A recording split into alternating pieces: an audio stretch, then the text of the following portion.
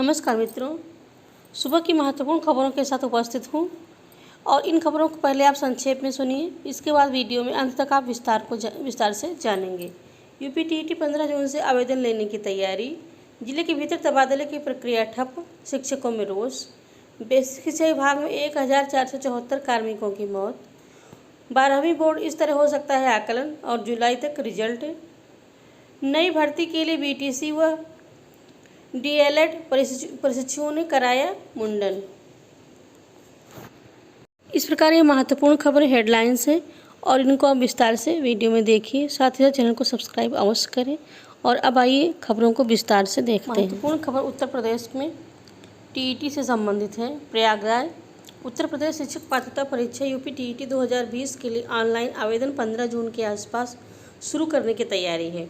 परीक्षा नियामक प्राधिकरण सचिव उत्तर प्रदेश प्रयागराज ने शासन को इस संबंध में प्रस्ताव भेज दिया है और अब शासन की मुहर लगते ही नई समय सारणी के अनुसार आवेदन लिए जाएंगे। हालांकि अभी लिखित परीक्षा की तारीख तय नहीं हुई है। बेसिक शिक्षा विभाग ने 15 मार्च को यूपीटीईटी 2020 के आयोजन की समय सारणी तय करते हुए शासनादेश जारी किया था। इसके जरिए 11 मई को विज्ञापन प्रकाशित करने और ऑनलाइन आवेदन के लिए रजिस्ट्रेशन 18 मई की दोपहर से शुरू होकर अंतिम तारीख 1 जून तय होनी थी, परंतु कोरोना संक्रमण के बढ़ने के कारण परीक्षा संस्था नियामक प्राधिकारी सचिव उत्तर प्रदेश प्रयागराज ने शासन को प्रस्ताव भेजकर यूपीटीईटी 2020 का विज्ञापन जारी नहीं किया। सचिव अनिल भूषण चतुर्वेदी ने बताया कि यूपीटीईटी 2020 का विज्ञापन व आवेदन लेने की प्रक्रिया शुरू करने का प्रस्ताव भेज चुके हैं। ज्ञात हो कि इस परीक्षा के लिए आवेदकों की तादाद करीब 10 लाख होने का अनुमान है। एक ही दिन 2 स्तर प्राथमिक और उच्च प्राथमिक स्तर की परीक्षाएं होंगी। खबर परिषदीय स्कूलों के शिक्षकों को जिले के भीतर तबादले से संबंधित है और शिक्षकों को तबादले की प्रक्रिया शुरू होने का इंतजार है। शासन से आश्वासन मिला था कि इस बार गर्मी की छुट्टियां शुरू होने पर स्थानांतरण की प्रक्रिया भी शुरू की जाएगी, परंतु ऐसा नहीं हुआ। इससे शिक्षकों में रोष है। प्रयागराज में 2016 के बाद से एक ब्लॉक से दूसरे ब्लॉक में स्थानांतरण नहीं हुआ है। प्रशिक्षित स्नातक एसोसिएशन के जिला संयुक्त मंत्री अफरोज अहमद ने बताया कि शिक्षकों का पद जिले कैडर का है। जिले के शिक्षकों को प्राथमिकता मिलनी चाहिए। नियमावली 2010 के अनुसार पहले 5 साल पुरुष शिक्षकों की नियुक्ति पिछड़े व दूरदराज के गाँव में की जाती थी। शिक्षकों को उनकी निकट के किसी विकासखंड में तैनाती दी जा सकती है। प्रयागराज में यह प्रक्रिया 5 साल से ठप है। शिक्षक नेता विजेंद्र सिंह ने बताया कि ऐसे कई अध्यापक दंपति हैं जो अलग अलग विकासखंड में लंबे समय से शिक्षण कार्य कर रहे हैं। कुछ लोग गंभीर बीमारियों से भी ग्रसित हैं और दूर दराज के गाँव में अध्यापन के लिए जाने को विवश हैं। के कारण बेसिक शिक्षा विभाग में 1474 कार्मिकों की मौत हुई है और वहीं 1 अप्रैल 2020 से अब तक नॉन कोविड कारणों से विभाग में 812 कार्मिकों की मृत्यु हुई है। हालांकि मृत कार्मिकों को आश्रितों को अनुकंपा के आधार पर नौकरी देने में विभाग फिसड्डी साबित हुआ है। कार्मिक विभाग द्वारा मांगी गई सूचना के क्रम में महानिदेशक स्कूल शिक्षा की ओर से शासन को बुधवार को जानकारी दी गई। कोविड के कारण जान गंवाने वालों में सबसे ज़्यादा समूह ग के कार्मिक हैं और 1248 कार्मिकों ने दम तोड़ा है। इनमें ज़्यादातर शिक्षक हैं। मृत कार्मिकों में शिक्षा मित्रों अनुदेशकों की संख्या 172 है। समूह घ अर्थात चतुर्थ श्रेणी के 47 कार्मिकों की कोविड से मृत्यु हुई है। कोरोना से 6 खंड शिक्षा अधिकारियों और समूह का के 1 अधिकारी ने भी जान गंवाई है।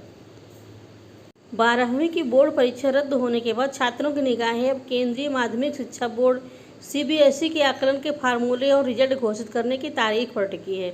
हालांकि इस बीच सीबीएसई ने जो संकेत दिए हैं उसके तहत 12वीं के छात्रों के आकलन का फार्मूला 10वीं के फार्मूले से ज़्यादा व्यापक होगा।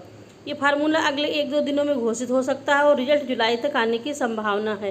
केंद्र सरकार की ओर से मंगलवार को केंद्रीय माध्यमिक शिक्षा बोर्ड सीबीएसई की 12वीं की परीक्षाएं रद्द करने की घोषणा के साथ ही बोर्ड ने मूल्यांकन के लिए समयबद्ध तरीके से बेहतर मानदंड तैयार करने को कहा है, जिसके आधार पर परिणाम जारी किया जा सके। सूत्रों के मुताबिक सीबीएसई 12वीं के मूल्यांकन के लिए 10वीं के परिणामों और 12वीं की प्री बोर्ड, अर्धवार्षिक और यूनिट परीक्षाओं को आधार बनाया जा सकता है। 12वीं की 3 प्री बोर्ड परीक्षाओं में जिसमें सबसे बेहतर अंक होंगे उसे ही आधार माना जाएगा। मूल्यांकन में कक्षा 9 और 11वीं के परिणामों को शामिल करने को लेकर फिलहाल असमंजस की स्थिति है। सीबीएसई के वरिष्ठ अधिकारी के मुताबिक बोर्ड के पास केवल 10वीं के परिणामों का ही डेटा है। ऐसे में 9वीं और 11वीं के अंकों को 12वीं के मूल्यांकन में शामिल करने में परेशानी हो रही है। प्राथमिक स्कूल की नई शिक्षक भर्ती के लिए प्रतियोगी तरह तरह के जतन कर रहे हैं। बुधवार को बीटीसी व डीएलएड प्रशिक्षुओं ने संगम पर मुंडन कराकर भर्ती निकालने की मांग की। उनका दावा है कि प्रदेश के कई जिलों में प्रतियोगियों ने हाथों में काली पट्टी बांधकर भर्ती में देरी का विरोध किए। इंटरनेट मीडिया पर भी दिन भर मिशन 2 जून की रोटी छाया रहा। प्रयागराज में प्रतियोगियों ने एकजुट होकर पहले इंटरनेट मीडिया पर मुख्यमंत्री को पत्र भेजे, फिर 2 जून को काला दिवस बनाने का ऐलान किया। प्रतियोगियों का दावा है कि करीब 10 लाख प्रशिक्षु टीईटी व सीटीईटी उत्तीर्ण हैं। अब वे नई भर्ती के लिए 30 जून तक आंदोलन करेंगे। बेसिक शिक्षा विभाग में करीब 2 साल से भर्ती नहीं जारी हुई है और बड़ी संख्या में पद रिक्त हैं। महिला प्रशिक्षुओं ने अपने सिर और हाथ में काली पट्टी बांधकर विरोध दर्ज कराया। खबर है और 69,000 शिक्षक भर्ती में आरक्षण से विसंगति को लेकर ओबीसी अभ्यर्थियों ने सचिव बेसिक शिक्षा परिषद उत्तर प्रदेश के कार्यालय पर बुधवार को प्रदर्शन कर ज्ञापन सौंपा। अभ्यर्थियों का कहना है कि 69,000 शिक्षक भर्ती में अभ्यर्थी सफल घोषित हुए थे और उन सफल अभ्यर्थियों को सामान्य वर्ग से ओबीसी वर्ग और एससी और एसटी वर्ग में जो शामिल थे उस प्रकार उसमें आरक्षण को लेकर के विवाद है।